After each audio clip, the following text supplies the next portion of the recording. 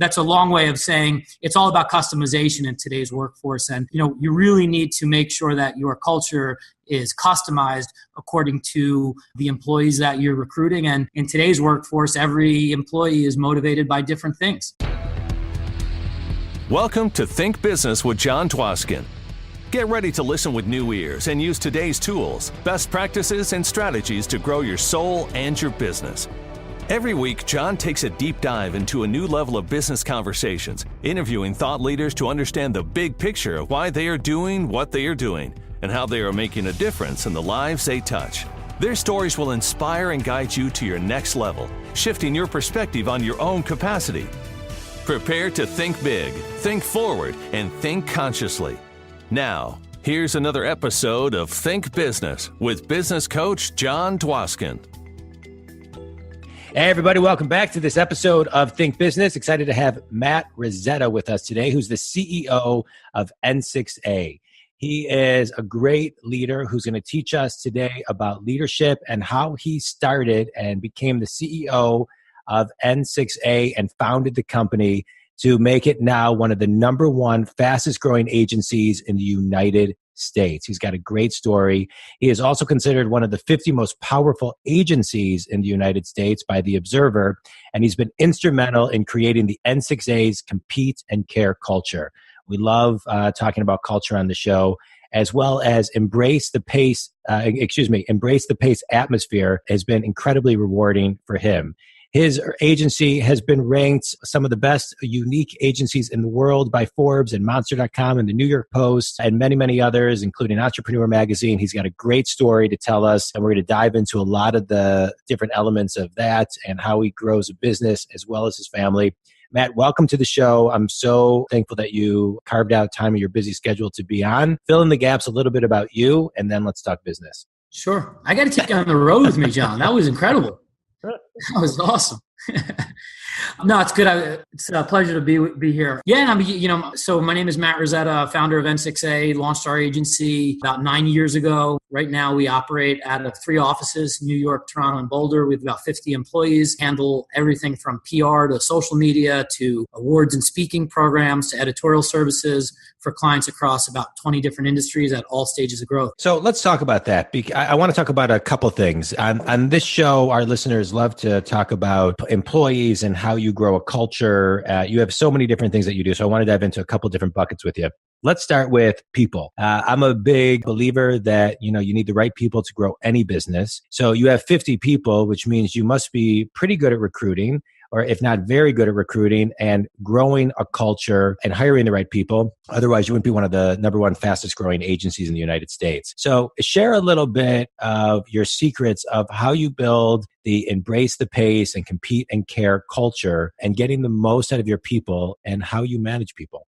Yeah, look, I think first off, business, Jon, we're in a services business, similar to you, right? So our people really are our product. And, every single place you look to invest in, especially in the services business, it needs to be people focused, right? In every area of the P&L, every area of, in terms of where you're spending your time and resources, it all needs to trace back to recruiting and retaining the best people possible. I think, one thing I've learned, and we've been doing this now at N6A for almost a decade now, Jon, one thing I've learned, believe me, in some cases the hard way about people is that you really need to recruit to your specific system and your specific culture.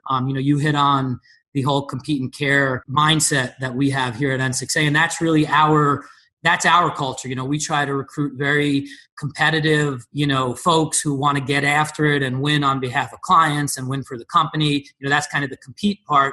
But then the flip to that is we also want people who care for each other and, who are comfortable operating in a team environment and who are invested in each other's success. And, that's our culture. So my advice to your listeners who are trying to build a culture would be just recruit to what your specific culture is, what your system is. And, it's worked out well for us, but, we really kicked into high gear once we defined what that culture was and then started to recruit specifically for that ethos. That's well said and well articulated. I appreciate that. Talk a little bit more about recruiting and retaining, because within a culture and within the ability for companies to retain, there's a lot of things that need to get done to make that happen. It doesn't happen easily. It doesn't happen overnight. So how do you retain your people, and how would you recommend people just focus on that piece? I think people think a lot about recruiting people, getting them in the door, throwing them into the mix, but they're not so much thinking about the retention. Mm-hmm. How does that work from your perspective? I mean, in our case, one thing that we invest heavily in is a rewards program, right? And we've learned through the years, especially with the changing workforce and the demographics kind of skewing more toward a power, more shifting into the millennials' hands. It needs to be a customized reward system, right? And we at N6A have spent a lot of time experimenting and trying to be innovative and coming up with unique ways to motivate our employees through rewards and through, incredible vacations and trips. And what I found after 9 years of doing this, Jon, was really that everybody is motivated by different things, right? Some people are motivated by cash, some are motivated by work-life balance, some by travel, some by, leadership opportunities. So what we've tried to do is we've tried to customize a reward system that essentially enables our employees to choose their perks based on what matters most to them. And, we spent about 2 years testing this out. And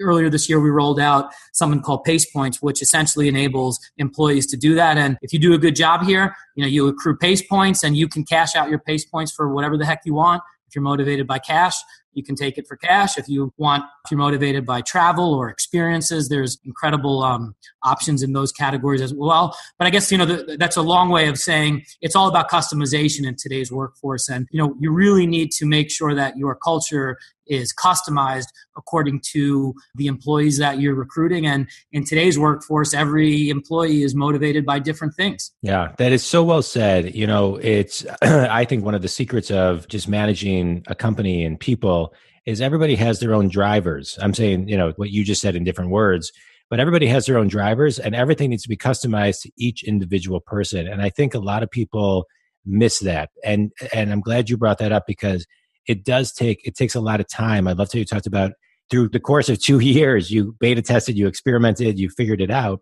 It doesn't happen overnight. So think big community as you're listening to that. It's not like you can come up with an idea today and fix it by tomorrow, but you can start implementing it tomorrow. And that's some great advice. I'm glad you brought that up.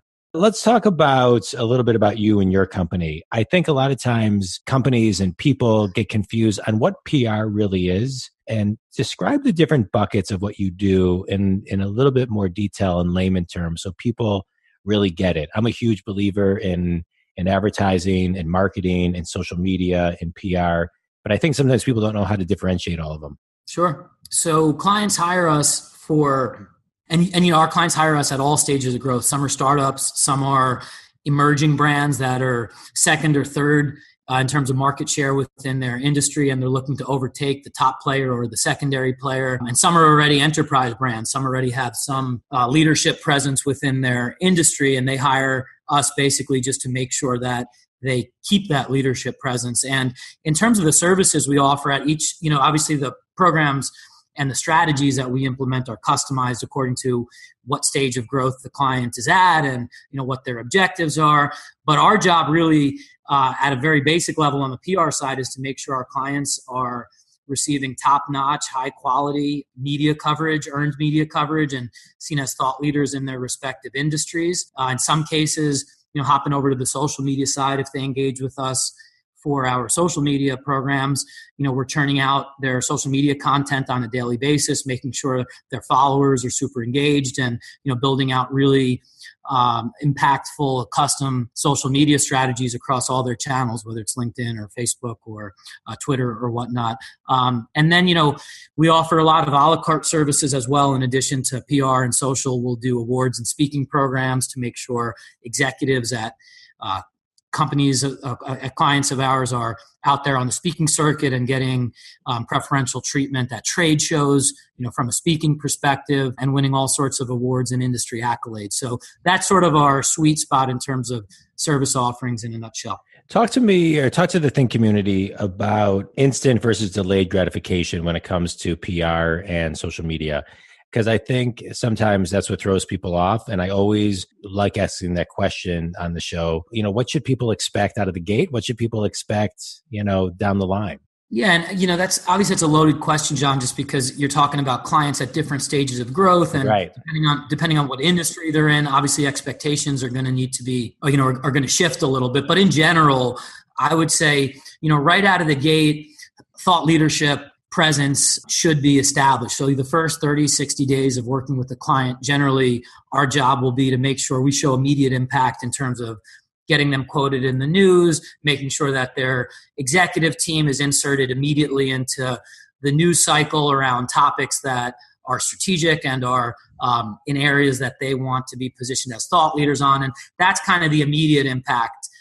We call those singles and doubles. That's sort of the immediate impact. As we're doing that, we'll generally keep some money in the bank, so to speak, to build toward the home run strategy, which might not, obviously that's a longer conversion cycle. They might not start converting on those until month 2 or month 3 or even deeper into the year. But as we're peppering the media with some quick thought leadership coverage for the clients, we'll kind of be building a larger strategy from behind the scenes so that 2 or 3 months from now, once the media is introduced to them and there's some equity that we've built on behalf of the client and the press, we could start to convert on some of the home run coverage, whether that's profiles or feature stories or, larger kind of qualitative coverage. But that's generally the cadence, in terms of how our engagements work.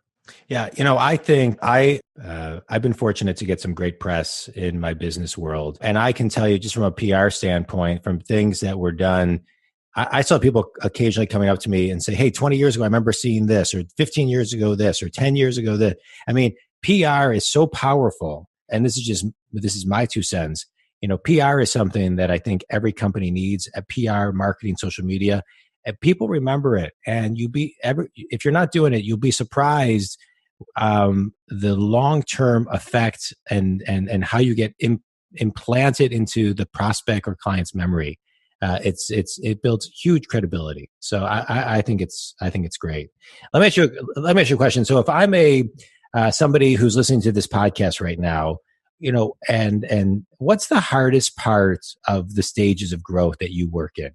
What, not necessarily for you, but for a client, and where is that hard part, and where do they determine when they need you? It's a great question. I mean, what we'll generally do is, and obviously that's something that's going to vary depending on industry or whatnot. But in terms of growth stage, usually we'll work with clients after they're through with some mature level of funding. So kind of post-seed stage, generally post-Series A round, where there's some walking around money in the bank. They have a long-term commitment and a long-term view toward building their brand in the media or in the social media, across social media channels. That's generally the sweet spot in terms of where we fit into at client's growth stage. And usually, if clients engage with us a little too early, usually there's either not enough money in the bank for them to have the runway to, see 6, 12 months down the road before some of the big home run PR stories convert, or, sometimes their brand messaging just might be too, still very, very much in the embryonic stage where it's not mature enough to really go to market and their messaging isn't fleshed out. So, generally our sweet spot in terms of growth, clients that are, post Series A round, they're really in a position where they're looking to double down and invest in their brand, overtake a number 1 or number 2 player in the industry. That's when we slide in nicely to their plans. Gotcha. Let's talk about just kind of plans and the plans that you had when you started the company, and you started 9 years ago, and now you're working in 20 different industries. Which industries do you find are the ones that, need the most of your are you in most demand for what industries? How did you fall into those 20 industries? Why not just pick one industry? How did you, just kind of talk about the evolution of that? I got started when I launched N6A, John, almost a decade ago now. My network and my background on the client side was primarily with ad tech, advertising technology, and data companies and software companies and very sort of B2B, high-tech type clients. And that was my network. In our first year or two in business, we really were almost exclusively focused on servicing clients in those sectors, just because it was a function of that's where my network was and my referral channels were all coming from, those families of industries. And then what would happen was in time, we would do a really good job for a B2B tech client or a software client, and then that software client would introduce us to a consumer client or an energy client or a healthcare client, and healthcare client or the energy client would come to us and say, guys, we saw you did a great job for this B2B tech company. We're in a different industry, but do you think you can do a similar job for us? And we just experimented. We took them on one, in a very strategic fashion, one by one. And we found that a lot of the service model and the way that we approached servicing the B2B tech client was also pretty transferable to the consumer client or to the energy client or the professional services client or whatever it might be. And in time, 3 or 4 years later, we found that our system and our service model sort of industry agnostic, and it applied to all industries. And, here we are now a decade later, and, we're, as you said, almost in, I think we're up to almost 30 different verticals at this point. So with very few exceptions, there are some exceptions, but few and far between. For the most part, we've been able to scale and prove that our service model has worked across clients sort of pretty much no matter what industry they play in. I love it. Let me ask you a question. So you are in New York, which is, I think, one of the most credible cities in the world, but also probably one of the most competitive markets in the world. And so I would think that many people would think, I'm going to start this, PR social media company in New York. And then I think, again, I'm making a guess right now, 9.8 people out of 10 would probably say, can't do it, can't compete. It's going to be too hard. The rents are too high. This is too high. There's too many other companies out here. I'm competing. How did you have the courage to do it? Yeah, it's funny because I don't know. Look, you're totally right about the competitive landscape in New York and the industry we're in. We're playing on the most competitive stage in our industry in the world. It's analogous to being in technology out in Silicon Valley or fashion in Paris or Milan or whatever. New York is as good as it gets and competitive as it gets in our industry, in media services and PR. I think what you hit on, John, applies to entrepreneurs, and I know you can identify with this, pretty much regardless of where they're located or what industry they're in. Anybody can give you reasons why you're going to fail. You can get a million reasons why you're going to fail, why it's not going to work. In my case, in 2009, I was 26 years old. I was young. I had no money in the bank. The whole bit. I could have went down the whole list of reasons we were going to fail, but I was lucky where, in addition to having a lot of conviction myself in what we were building and in our model, I had an inner circle that believed in me. Our first batch of clients, my wife, my family, my friends. These were people that looked me in the eye and said, Matt, we believe in you. And that helped me kind of overcome a lot of those fears that all entrepreneurs inevitably have in those survival mode days when it's the first couple months, first couple years of launching a business. Yeah. Those are so important. And I think sometimes people discount that, and sometimes people won't share their idea or their dreams or their passions. And so they don't open themselves up for people to say, hey, you can do it. We believe in you. This is a really good idea. Or this is a good idea, but maybe you should think about it like this. And we believe in you. Go, go, go, go, go. So I think that's great. Congratulations to you for all the success. Let's talk a little bit about balance. You're married. You have 3 daughters. You're building a big business. How do you balance it all? It's funny. I was going to ask you for some advice, John, because I think I'm still learning. So I'm all ears. But look, in my case, my family has just been so supportive of me and this journey. My wife. The first thing I did when we started our business, I went to the real boss, who's my wife, and I said, look, can we do this? And she gave me her blessing. She let me quit my job and give it all up to roll the dice and start a business. And I had no track record as an entrepreneur. I knew nothing about running a business back then. We had no client commitments, none of that. And she still gave me her blessing and let me do this. So, in my case, my inner circle has been incredibly supportive. Anybody who doubted me has immediately, even if they doubted me at the time, they've gotten behind me and they've supported me. My father, for example, sort of advised me against starting our business. When we did, he just thought it was a little too risky. And obviously looking at it from a father's perspective, with the grandchild on the way, he thought that it was a little bit too much of a risk to take at the time. And he said he didn't think I should do it. But then I committed, I made the decision, I said, we're going to do it. And from that point forward, he's been 1,000% supportive and has been with me at every step of the way, and given every ounce of energy in him to support me and get behind us. So that's my inner circle. Even if they didn't agree with the decision to start the business, the minute I made the decision to do it, they've gotten behind me and said, how can we help? And I think that's a really important lesson, that folks should learn in any entrepreneurial journey. You need a really strong inner circle, I think, that believes in you more than you believe in yourself. No, no question. I agree with you, Matt. And not only do you need a strong inner circle, but at the buck stops with you, in this case, for those of you listening, I'm talking to you, you ultimately have to make, as you did, Matt, the ultimate decision to jump and take action. And to me, there's no better investment than investing in yourself. And so I think that was a great story. I want to talk a little bit before we get into our speed round and wrap up a little bit. I want to go back and just talk about culture a little bit more with you, because you really are doing an amazing job building your company and building your company's culture in a market where people could probably leave and go across the street to a competing company or a non-competing company, just another company. I mean, you're in New York and there's, just so many businesses there. And so I just want to talk because I hear great things about you. I have heard great things about you before I even met you, but I know you are kind of a culture expert. So if somebody's listening to this, what are the steps they need to take to examine, be more aware, and get on the growth path of their culture?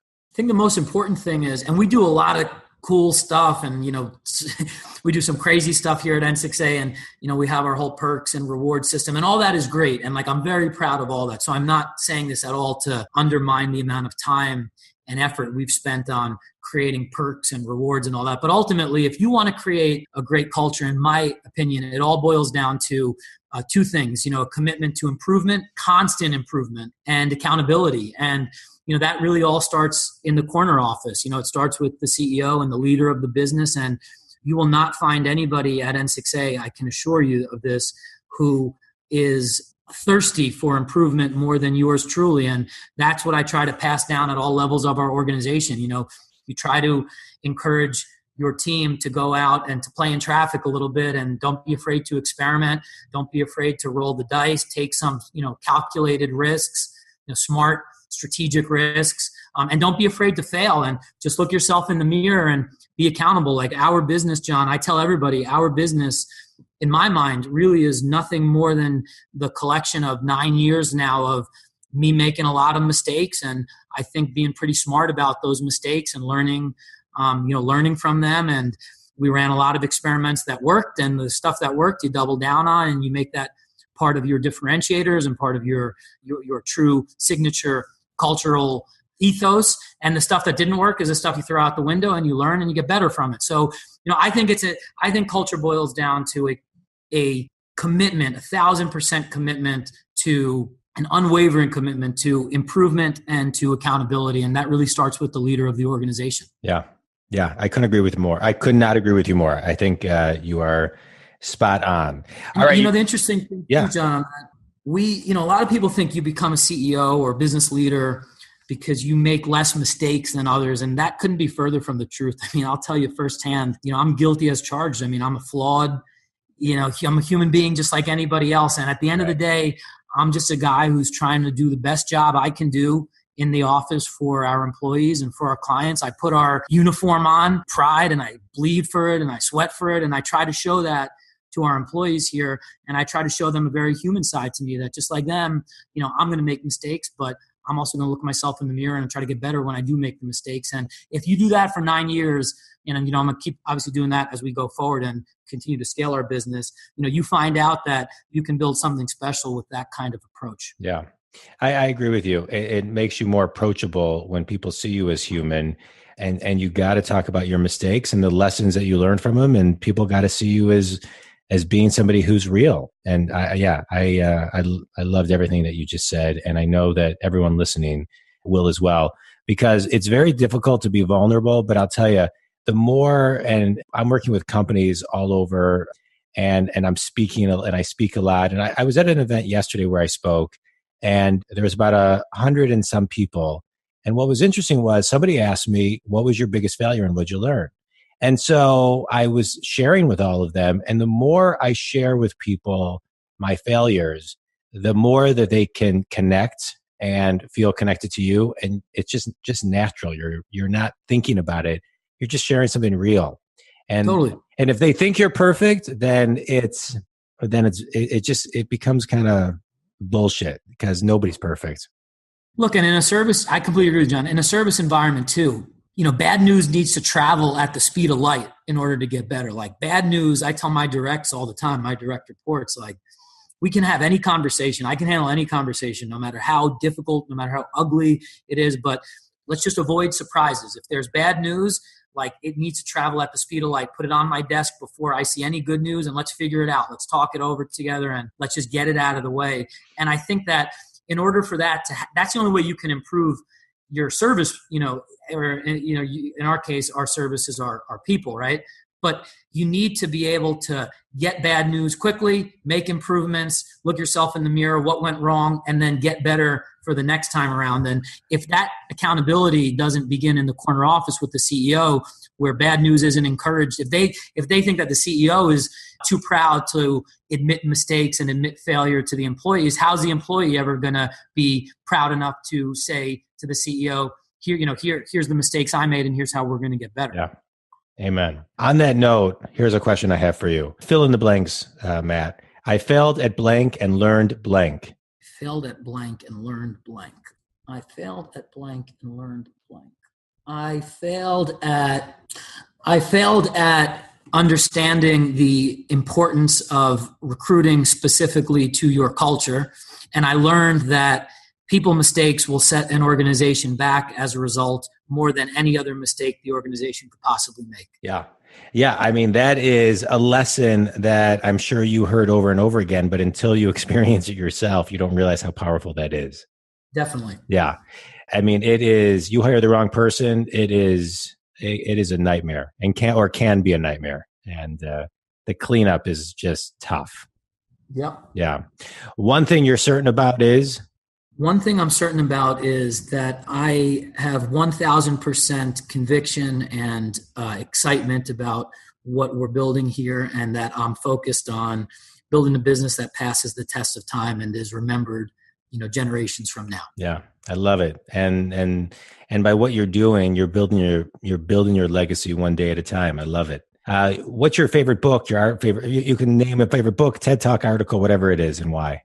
So I'll tell you, there's a speech. The short answer is there's a TED Talk by David Brooks about living for your eulogy versus living for your resume. And that's my favorite speech. It changed my life. I was at a point in my business career about 4 years ago when I first heard that speech. And I was at a crossroads. We were just starting to scale our business really nicely, and people in our industry were taking notice, and we started to get approached by larger agencies that wanted to acquire us. And, you got to understand my background, John, and my wife, we don't come from a ton of money, and, this was all new to us. This is first generation stuff for us that's happening. So, with a family with 3 kids at home, obviously with, some money being waved in front of my face, that was tempting. And I lost sleep every night. I didn't know if I should sell our company or keep scaling, sell or keep scaling. And I heard the speech that changed my life. It was a TED Talk by David Brooks about how there's 2 types of people who live for their resume and people who live for their eulogy, the folks who, live based on how they want to be remembered after they're gone. And at that moment, I decided that's how I want to run our business, with that eulogy approach. And, we said no to all of the suitors that wanted to buy us. And from that point forward, I've been 1,000%, all in on building a business that is going to be built to be remembered, with the eulogy approach. I love that. Wow. Like I have not, TED Talks are one of my favorites. I have not seen that one, but I'm going to watch it today. So I appreciate you sharing it. What's the one best piece of advice that you have received in your life? Did I have to listen to that piece of advice, or could it be advice that I ignored? Either or, it doesn't matter. So, I'll tell you, one of our 6 taglines here at N6A is "I was wrong," and it's a quick story. When I started our business, again, it didn't have much of a network, didn't have much money, and I was just trying to network with people who had made it in our industry. And I met with this guy who was like a titan, John, in our industry, and I gave him our business plan and showed him what I was trying to build at N6A. And I asked him for advice if he thought that I would be able to be successful growing this company with this business model. And he looked me right in the eye and he said, "Matt," he's like, "I have no doubt you're going to be a successful entrepreneur. The business model that you're building here with N6A is going to be successful. But he's like, you want my honest advice? My honest advice is don't start the business. You're a little too young. The economy was terrible. He's like, just keep the business plan on ice and roll it out, launch it 3 years from now once the economy stabilizes and you've built your personal Rolodex and network a little bit more. So obviously being a stubborn kid from New York, I started the business the next day against his advice. And he came back to me about 4 years later after we had then scaled our business and established a nice brand presence in our space. And he sent me an email, and the email had no subject line. It had 3 words, all caps in the body. He remembered the conversation and the words of advice he gave me, and he just said, I was wrong. That's all it said. And that's actually one of our taglines today at N6A, I was wrong. I love it. That backdrop. So I would say that's a piece of advice I got not to start our business. I think it was a pretty smart move for me not to listen to that one. Yeah. And I could probably share a million stories of advice I got that I didn't listen to that I probably should have. Well, but what I love about that story is at the end of the day, you got to listen to your own gut and your own instincts. No because doubt. you can be in search for all the advice and the wisdom that you need, but in your gut and in that just burning inner if it's right or not. When I was 23 with my brother and a buddy of ours, we started an internet company out of my basement, and we grew it, and we had offers, and we ultimately ended up selling it to a company called US Web, which was a company based out of Silicon Valley at the time, the largest internet professional service firm in the world at the time. And they came in town, and we didn't have a CFO, but we hired a guy that we knew who knew numbers as kind of our CFO-ish to come to dinner with us and advise us on what to do. And so he looked at the numbers, he did everything, he met the people, and he said to us after dinner when we met with him, I think it was maybe the next day, I don't remember if it was a call or what, I don't remember, but he said, if you sell your property to them, if you sell your business to them, it'll be the biggest mistake of your life. Wow. And we said, thanks very much. And then the next day, and then we sold the business to him. Wow. Because we knew, and he charged us $600 for his time. We were like, what? We bought you dinner. I mean, come on. We thought you were like, and so we said, thank you very much. But we knew in our guts that it was the right move. We just knew where the industry was going more so than he did. And we just do. And it was the best decision we ever made. And had we listened to him, it would have been the worst decision I ever made. Definitely. And I feel the same way, John. I mean, I can relate to that 1,000%. And in my case, I agree. Gut instinct needs to guide you through a lot of the decisions in your career. I mean, I really believe that in my heart of hearts. I've also been very fortunate. I've been blessed to have an inner circle of coworkers, friends, family. My wife, of course, who have always set me straight and have been an incredible moral compass for me, and kind of, if I've ever went off the tracks, they brought me right back onto the track. So even when discretion and gut might have been wrong in my case, I've always had people to kind of smack me around and reset me when I needed to be.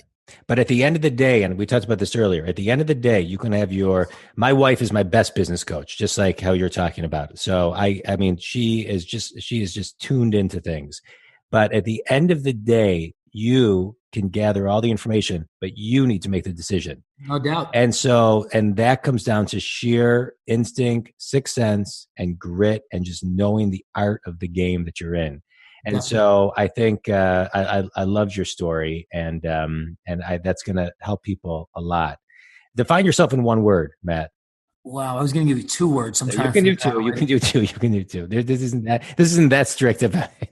I would say constantly learning. Okay, good. What does being conscious mean to you? What does being conscious mean to me? It means making sure you are aware of your surroundings and you're constantly holding yourself to greater levels of accountability than anybody who you surround yourself with. Okay, love it. What's the one takeaway you want to leave with the Think community? Go for it. If you're an aspiring entrepreneur, like, we talked about instinct and gut earlier, you should be, look, you only get one chance to live, right? So make the most of it. Be smart, be strategic, be calculated. Don't be stupid about it, but don't be afraid to go for it. I mean, you're speaking to somebody who went for it in their career, in their life, and as stressful and as chaotic and frenetic as the journey has been, I wouldn't trade it for anything in the world. And had I not gone for it when I had the opportunity to, I would probably be sitting here with incredible regret. And, I'm in a position where that's not the case because I made a decision to go for it. Yes. Well said. Nothing worse than looking back with regret. Who's your ideal client? How can people connect? How can people connect with you? We're working with clients across 20 different industries. So if you're a company really that is at, any stage of growth, if it's startup, mid-size, or enterprise, you have leadership presence in your space and you're just looking to improve your market share, give us a call. If that's something that you're trying to accomplish through the media, that's what we do best. And give them your name. Give them your phone number, your website, email, anything you want. Sure. So go to n6a.com. If you're a prospective client, we actually have a culture site for prospective recruits. If you're interested in learning more about our openings, we have offices now in New York, Toronto, and Boulder, Colorado, and we're constantly recruiting there. So go to our culture site, competeandcare.com, to learn more about some of our cool perks and cultural programs. And check us out on our social media feeds as well. It's awesome. Well, Matt, I can't thank you enough. I'm just going to highlight a few, pillars of wisdom that you shared with the Think community today, which is culture is number one. Always be asking yourself how you want to be remembered.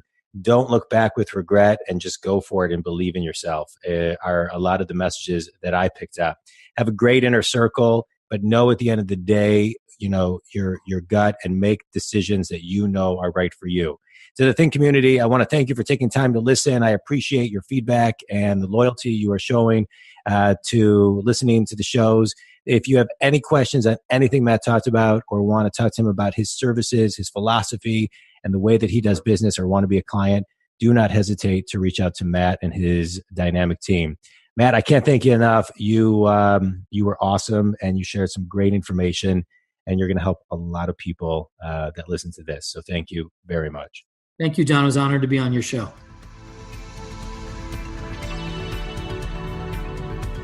Thank you for taking the time to listen to Think Business with Jon Dwoskin. For more information about everything discussed on today's show, click on the show notes. To get on Jon's mailing list and get all the Think Big updates, visit jondwoskin.com/think. Have an amazing day, and always think big.